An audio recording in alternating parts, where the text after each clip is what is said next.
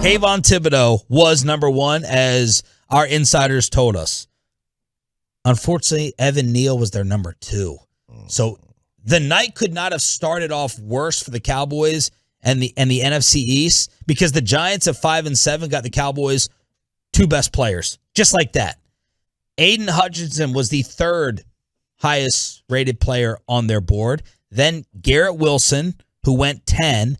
Then Sauce Gardner, who went number 4. So the Cowboys were jealous of the Big Apple on Thursday, with four of their top 5 players going to the Giants and the Jets. Then they had Stingley after Gardner, who went number 3. Then the number 1 pick, Trayvon Walker, they had his 7th best on their board. Then they had Kyle Hamilton, Aquanu, Drake London. I was a little bit surprised that Drake London was this far down, based upon the love that we were told the Cowboys had for him. And London ends up going number 8 to Atlanta, but they still had Garrett Wilson as a better receiver than London. Jordan Davis was 11th on the Cowboys board, so they didn't like seeing him go to the Eagles at 13. Then Charles Cross, then Lewis Cine. Lewis Cine was 13 on their board. He goes 32 to Minnesota. Good value. Then Jamison Williams. That was the end of the first-round grades. That's it. 14 first-round players. Second round, Olave, Tyler Smith.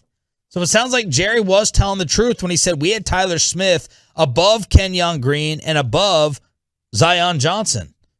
And a team like the Titans must have had Tyler Smith up there as well, because when we saw Steven on the phone laughing in the war room, we're like, he's talking with someone. It's not a player. Because Will McClay would be on with the player, or you'd have Mike McCarthy on. Apparently it was the Titans trying to call up to get Tyler Smith, and they were like, nah, we're going to take him here. So the Cowboys had him as their 16th. By the way, do you believe that? About the Titans? Yeah. Or do you think they're saying that to justify? I believe it just because we had the war room access. So, like, at the time of the pick, you know how it works. You can usually figure out what's happening. A position coach will be in the room. Then McClay will be on the phone. And then McCarthy will get on the phone. Jerry will be on the phone. It was only Steven. There was no position coach in the room. And it was obvious Steven was talking with some other people throughout the league. Yeah, no, I believe somebody called. Like, do you believe they called and said, we want Tyler Smith? I'm going to say yes. But I know what you're saying. They could sell that to us. Like, sure. Someone else wanted him. Yeah, somebody else wanted him. We had to take him. Right. So Tyler Smith was 16th on their board. They got him at 24. They should be happy with that value. Then they had Devin Lloyd, who went 27 to Jacksonville. Then they had Daxton Hill, Michigan safety. Then they had Breece Hall, the running back, at 19th on their board. Kenyon Green, 20. Karlaftis, 21. I thought he'd be a little bit lower because it sounded like they weren't interested. They had Zion Johnson, 22. Traylon Burks, 23. Kyler Gordon, Washington corner, 24. Linderbaum, I'm surprised, was this high. Yeah, why? Linderbaum was 25. He went 25 to Baltimore. You know, we hear teams take guys off their board all the time. And we had heard, and you had said that they were not going to take him. There was no chance they'd take him. They didn't like. Why would you have him that high on your board if you didn't want him? Why would you even have him on there? Why would you not just remove guys from your board altogether that you weren't going to take? I agree. Or have him like in the third. And yesterday, Will McClay was on with the G-Bag Nation, and he said, look, certain players fit into certain schemes better. Oh, yeah, T.J. Watt. We've heard that one before. The Patriots drafted Cole Strange. This poor kid, Cole Strange. I feel bad for him. Cole Strange might turn out to be one of the greatest players of all time. And he is going to get murdered for this. Like, he's getting murdered. Until he's great. Until he's great. Same thing with Logan Mankins. Here's what Will McClay said about not having the love for Linderbaum.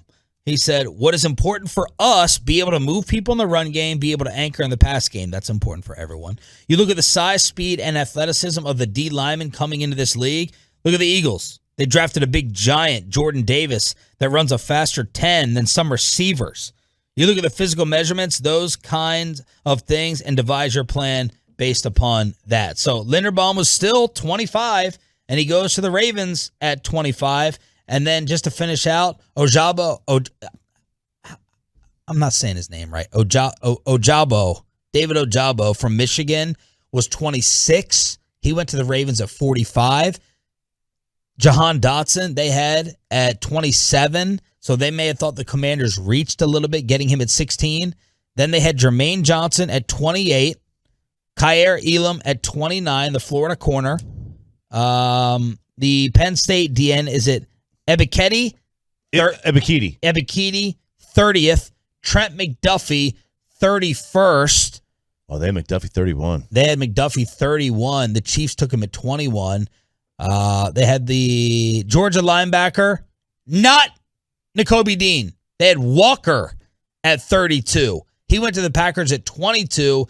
Devontae Wyatt, who Ross Tucker said the Cowboys should draft on our show, they had him at 33. And then Logan Hall, Houston DN, at 34. So they didn't have Nakobe Dean in their top 34. Nope. Interesting. So if this is correct, the only players not on the page who were drafted in the first round were Trevor Penning. We didn't list him, did we? Penning went 19. They did not have Kenny Pickett, who went 20. They did not have Cole Strange, who went 29. Of the 34 listed above, Breece Hall, Gordon, Ojabo, and Logan Hall were still available when the second round started Friday night, along with Ebiketie. So 1, 2, 3, 4, 5. 5 of the players were left when we talk about the stupidity of this, or if it was stupid in letting other teams. Now, we didn't get this translated until yesterday. All right. So it's not like this was out on Friday, but still, you gain nothing by Jerry saying, see, look, everybody, look at this, just to prove it. And then he doubles down and goes, can you see it? Look, like, get a good shot of it. There it is. And Steven's like, oh my God, Dad, stop, please.